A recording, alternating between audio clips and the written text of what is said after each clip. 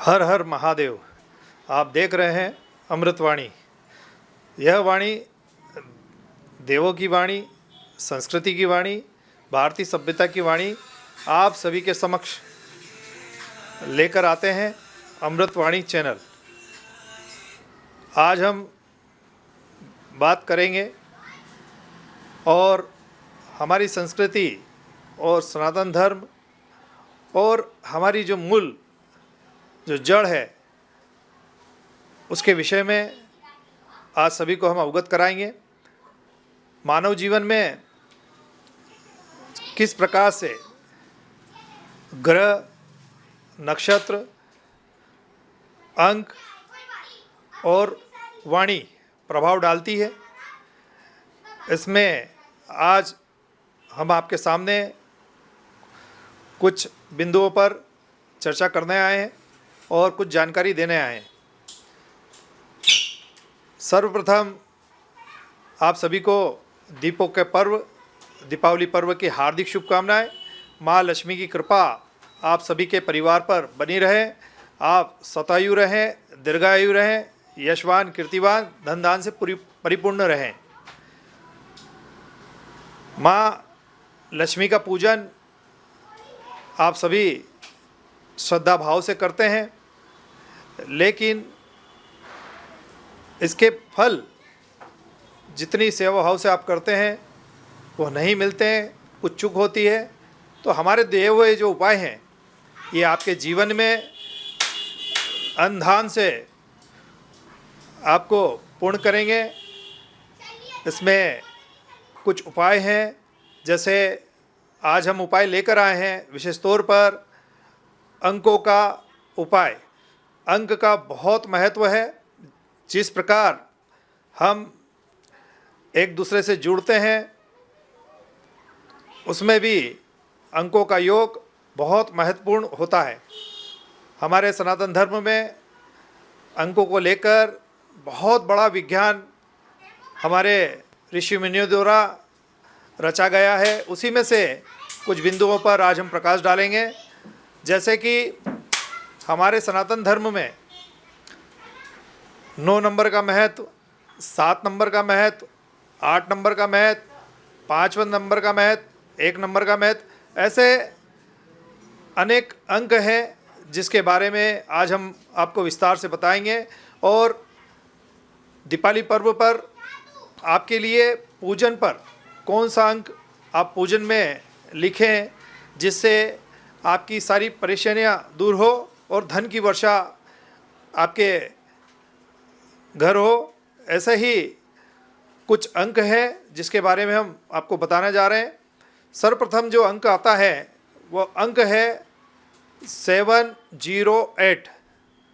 7 का महत्व जो जुड़ा है 7 समंदर से जुड़ा है, ऋषि मुनियों से जुड़ा है, सप्तऋषि से जुड़ा है, 7 आसमान से जुड़ा है, 7 पाताल से जुड़ा है और इंद्रधनुष के जो सप्तरंग है उनसे जुड़ा है, जो मानव जीवन में बहुत प्रभाव डालता है।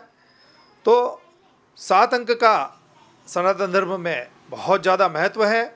जब विवाह गठबंधन में बनते हैं तो 7 फेरे होते हैं, 7 वचन लिए जाते हैं। तो 7 का जो महत्व है ये बहुत ही महत्वपूर्ण है। इस अंक को हमें पूजा पद्धति में लेना चाहिए। और उसके बाद आता है 0। जो अंग होता है, शून्य जो अंग होता है वो निराकार का प्रतीक होता है, अघोर का प्रतीक होता है। इसके लिए 0 का महत्व सनातन धर्म में बहुत है। इसे भी हम पूजा पद्धति में शामिल करते हैं। और उसके बाद आता है 8 नंबर। 8 नंबर का महत्व सनातन धर्म में इसलिए है कि कृष्ण भगवान का जन्म अष्टमी के दिन हुआ और कृष्ण भगवान विष्णु के 8वें अवतार थे। और इसीलिए सनातन धर्म में 8 अंक का बहुत महत्व है। तो हम इस बार दिवाली को खास दिवाली बनाएं जिससे आपकी सारी परेशानियां दूर हो। इसलिए आप पूजा पद्धति में माँ लक्ष्मी की चित्र का जब भी स्थापित करें, माँ लक्ष्मी का चित्र या मूर्ति जो भी स्थापित करें, उसमें 2 चीज़ का विशेष तौर पर ध्यान रखना चाहिए। उस चित्र में उल्लू होना चाहिए। उल्लू ठहराव का प्रतीक है, शांति का प्रतीक है, इसलिए लक्ष्मी का वाहन भी उल्लू है। तो आप जब भी माँ लक्ष्मी की प्रतिमा या चित्र स्थापित करें, उसमें उल्लू अवश्य होना चाहिए। अब रहा अंक, आपको अंक लिखना है 708 और इस अंक को आपको सिंदूर से लिखना है। सिंदूर से लिखने के बाद आप विधि विधान से जिस प्रकार से पूजन करते हैं उसी प्रकार से आप पूजन करें और ऊपर श्री का प्रतिचिन्ह बनाएं, उसके बाद स्वास्तिक बनाएं, उसके बाद त्रिशूल बनाएं। यह 3 प्रतिचिन्ह देवी देवता पितरों का प्रतीक है, इसलिए आप इसका उपयोग करें और माँ की जब पूजा करें तो पूरे श्रद्धा भाव और विश्वास से करें, तभी आपके सारे काम बनेंगे।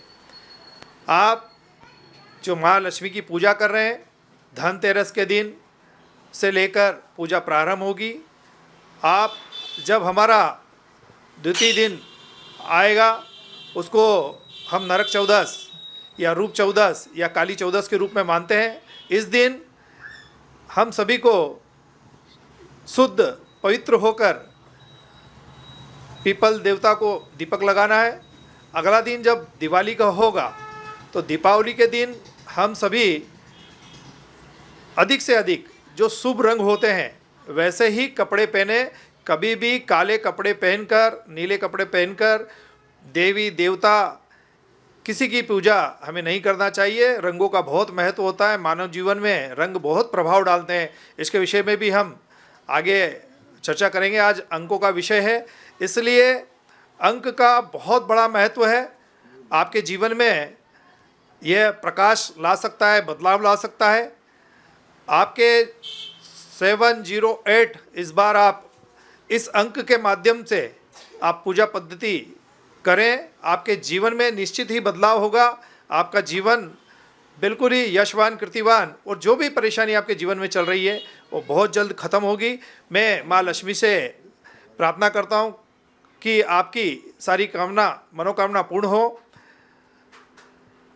इस विषय को हम यहीं समाप्त करते हैं। अगली चर्चा में हम नई चर्चा को लेकर, नए विषय को लेकर आपको सनातन संस्कृति से जोड़ने के लिए संवाद करेंगे। मैं अपनी वाणी को यहीं विराम देता हूँ। ओम श्री गोरक्ष, जय श्री गोरक्ष। आप सभी का कल्याण हो।